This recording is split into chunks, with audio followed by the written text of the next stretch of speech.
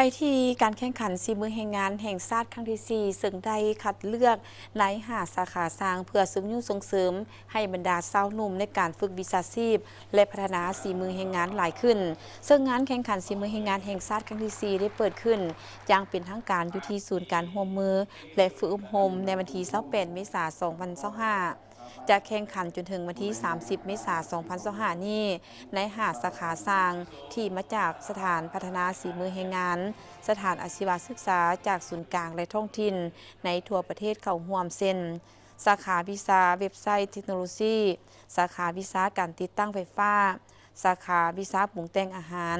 สาขากราฟิกดีไซน์สาขาวิชาไม้เครื่องเฮือนให้เกียรติเป็นประธานกล่าวเปิดงานโดยเมนทานพงษ์ไสซักอินทาราชรองรัฐมนตรีกระทรวงแรงงานและสวัสดิการสังคม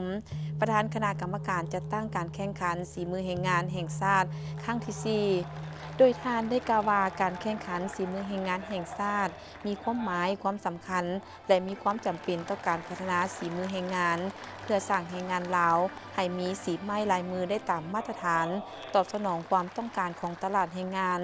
และแผนพัฒนาเศรษฐกิจสังคม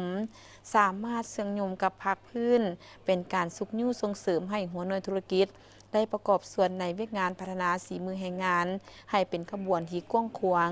ส่งเสริมและยกระดับมาตรฐานสีมือแรงงานพร้อมทางเปิดโอกาสให้บรรดาสาวหนุ่มวัยหนุ่มผู้เข้าฝึกนักเรียนวิชาชีพได้แสดงความรู้ความสามารถทั้งเป็นการสุกยุ่ส่งเสริมให้บรรดาสาวหนุ่มเห็นได้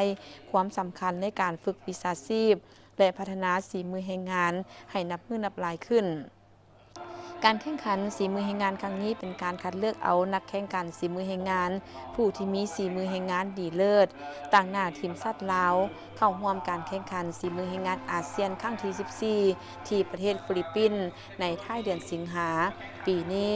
ซึ่งการแข่งขันสีมือแรงงานเป็นเรื่องงานหนึ่งของการส่งเสริมการพัฒนาสีมือแรงงานให้ก้าวสู่มาตรฐานของภาคพื้น